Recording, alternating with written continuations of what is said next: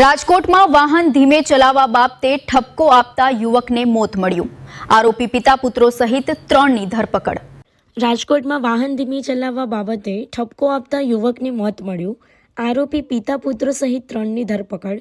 રાજકોટ શહેરના તાલુકા police station વિસ્તારમાં આવેલા મોકાજી સર્કલ નજીક સામાન્ય બોલાચાલી અને ઝઘડાએ લોહિયાળ સ્વરૂપ ધારણ કર્યું છે। પૂરપાટ ઝડપે બુલેટ ચલાવતા એક સગીરને વાહન ધીમે ચલાવવા માટે ટકોર કરવી એક યુવકને ભારે પડી ગઈ છે। બુલેટ ચાલક સગીર તેના ભાઈ અને પિતાએ સાથે મળીને કાયદો હાથમાં લીધો હતો। આ સામાન્ય બાબતમાં સગીરના પિતાએ ગેરકાયદે હથિયાર વડે હવામાં અને ત્યારબાદ યુવક પર 2 રાઉન્ડ ફાયરિંગ કરી તેની ક્રૂરતાપૂર્વક હત્યા નિપજાવી હતી। આ ચકચારી ઘટનામાં રાજકોટ ક્રાઇમ બ્રાન્ચે ગણતરીની કલાકોમાં ગુનાનો ભેદ ઉકેલી એક સગીર સહિત પિતા પુત્ર 3 આરોપીઓની ધરપકડ કરી લીધી છે। ગઈકાલ તારીખ 8 જુલાઈ 2026ના રોજ આશરે રાત્રે સાડા 9 વાગ્યાની આસપાસ રાજકોટ શહેર તાલુકા પોલીસ સ્ટેશન વિસ્તારમાં આવેલ મોકાજી સર્કલ પાસે એક હત્યાનો ખૂબ જ દુઃખદ અને ગંભીર બનાવ બનેલ હતો।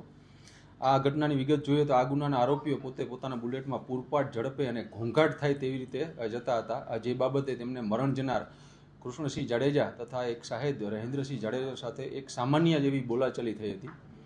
આ સામાન્ય બોલાચાલીનો ખાર રાખી અને આરોપી રાજવીર વાડા અને તેના ભાઈ એ મારામારી શરૂ કરી દીધી હતી અને આ દરમિયાન આ આરોપી રાજવીર વાડાના પિતા રણજીત નાજભાઈ વાડાએ પોતાની પાસે રહેલ ગેરકાયદેસર પિસ્ટલમાંથી ફાયરિંગ શરૂ કરી દીધું હતું અને આ ફાયરિંગમાં કૃષ્ણસિંહ જાડેજાને પેટના ભાગે અને માથાના ભાગે ગોળી વાગતા તેમનું મૃત્યુ નીપજ્યું હતું અને બીજા સાહેબ રહેન્દ્રસિંહ જાડેજાને માથાના ભાગે પિસ્ટલના કૂંદાથી ગંભીર ઈજાઓ પહોંચાડી અને આ આરોપીઓ ત્યાંથી નાસી ગયા હતા। આ બનાવ અંગે રાજકોટ તાલુકા પોલીસ સ્ટેશનમાં ભારતીય ન્યાય સંહિતાની કલમ 103(1), 118(2), 3(5), 352 આર્મ્સ એક્ટ અને જીપી એક્ટ હેઠળ ગુનો દાખલ કરવામાં આવેલો હતો।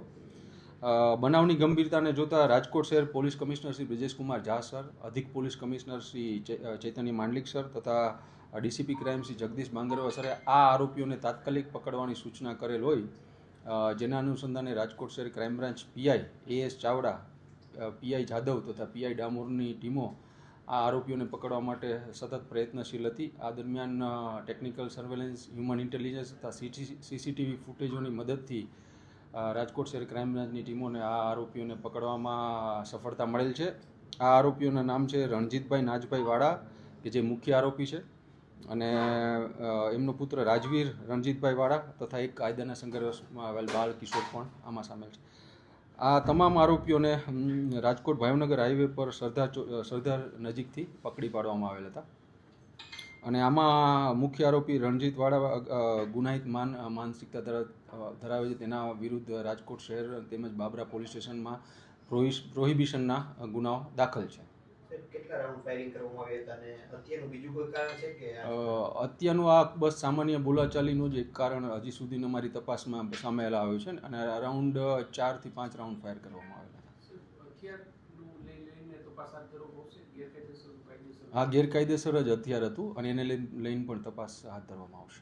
સર, જે મૃતક છે તેને સંતાન એમને એક બાળક છે। સાહેબ, હથિયાર કોની પાસેથી લઈ હતા કઈ પ્રાથમિક તપાસમાં એ હાલ આ તપાસ માનનીય police commissioner Shri Brijeshkumar Jha sir દ્વારા ક્રાઇમ બ્રાન્ચને સોંપવામાં આવેલ છે અને ક્રાઇમ બ્રાન્ચના પીઆઈ MN ડામોર આ તપાસ ચલાવી રહેલ છે। તેમાં આ તમામ હથિયાર ક્યાંથી આવ્યું હતું એ તમામ બાબતની તપાસ તજવીજ કરવામાં આવશે।